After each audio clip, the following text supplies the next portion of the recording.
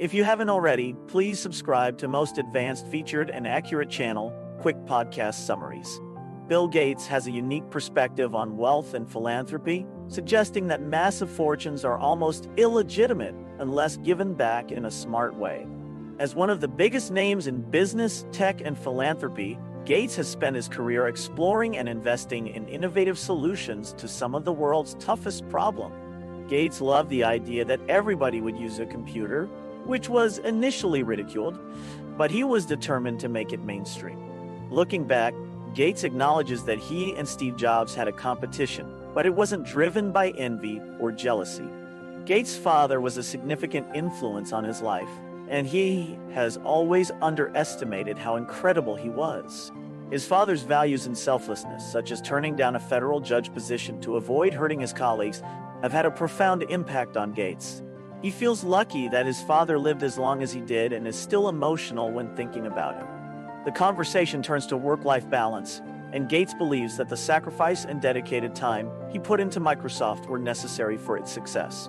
He had a rare exposure to computers at a young age, which gave him a unique perspective and thousands of hours of programming experience. Gates' parents played a significant role in his life, accepting that he was different from his peers and encouraging him to develop his skill. Gates' favorite quote is, "We overestimate what we can do in 1 year, and we underestimate what we can do in 10 years." At the beginning, people thought his idea of a computer on every desk and in every home was ridiculous. But Gates knew that the technology would improve exponentially, making it possible. Gates' parents were instrumental in his development, and his mother, in particular, had high expectations for him. He remembers being embarrassed by his report on the state of Delaware, which was 200 pages long, while his peers turned in much shorter reports. His parents sent him to a therapist, Dr. Cressy, who helped him understand that his parents loved him and were on his side. Dr. Cressy had a significant influence on Gates, teaching him that fighting his parents was pointless and that he should apply his energy to other things. Gates eventually realized that his parents were imperfect, but cared for him deeply. Dr. Cressy also encouraged Gates to develop his social skills, which were slow to develop, and helped him understand that he didn't have to be clever to win.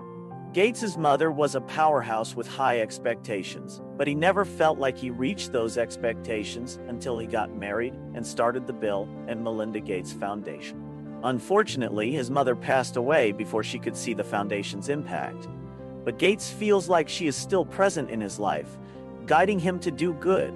Gates still feels like his mother's voice is in his head, pushing him to do well and give back.